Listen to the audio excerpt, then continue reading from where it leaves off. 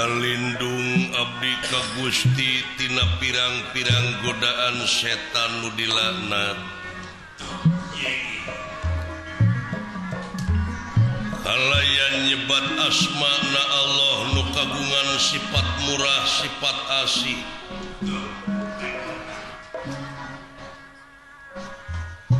Maksad medar carita wayang nu jadi perlambang hirup manusia nu gelar di marcapada.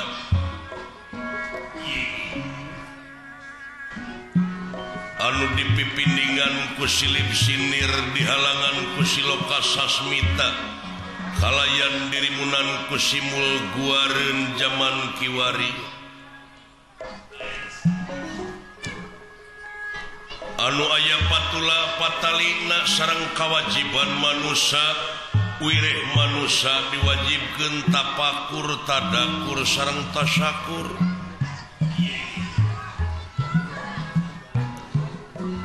Margi ieu lalampahan pawayangan teh teu kirang sareng teu langkung nyaritakeun salah jeung bener adil jeung murka. Hasil nulis para wali anu direka ku para pujangga disusun kurja malinuhung.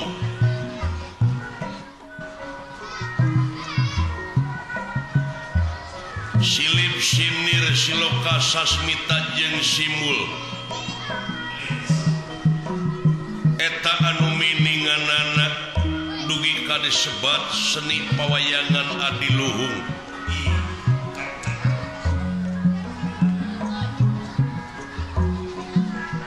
Nyaritakeun kalangkang manusia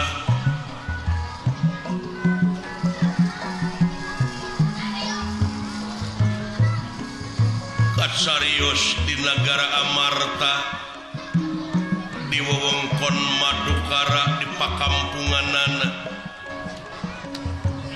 kampung nyingkur sisi gunung hejo lemok dangdaunan rajegna tutuwuhan curcor cai nu harerang marga satwa di sarada manuk gede manuk leutik pasliwer.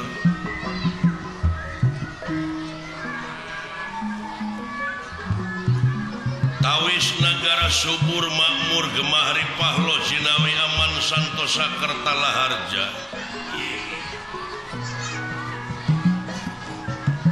Sepi paling towong rampok nu digawe simpe hate kaum buruhan teripu karyawan samisarna.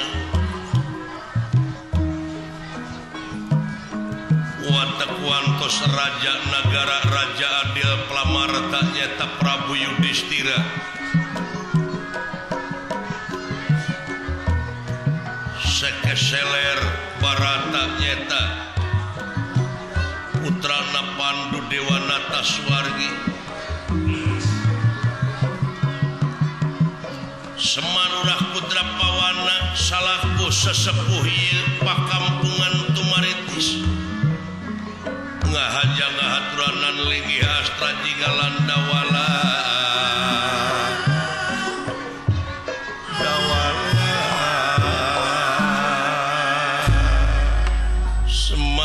Semar Yawinangun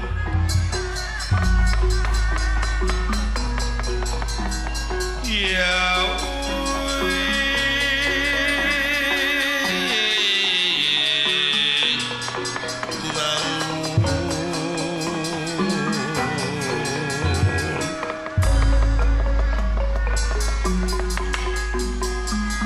Semar Semar Yawi Nangun Semar Kuncung Pakuning Alam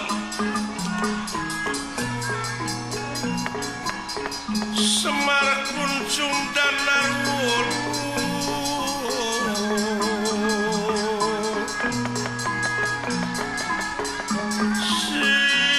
Siti bentar Kang Puputra Kang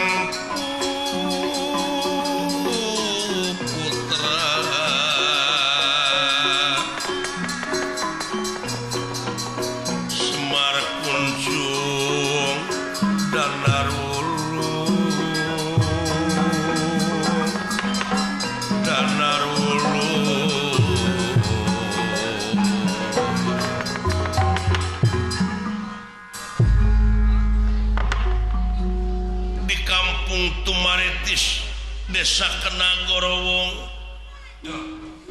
hiji sepuh nu parantos kasipuh ku pangaweruh nyaeta kakasih Ki Sabda Palon atanapi Semar Badranaya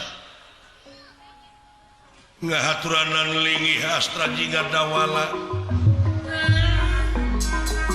kiwari parantos aya di payunan Semar Badranaya ngantos kana dawuh Semar Badranaya kitu kaayaanana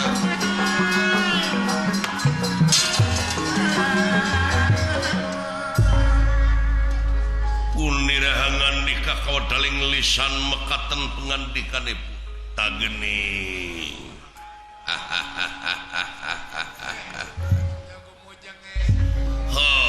syukur yang anaking jimat awaking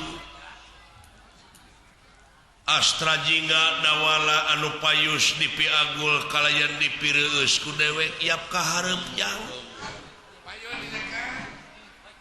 nampi nuhun kana pembage sepuh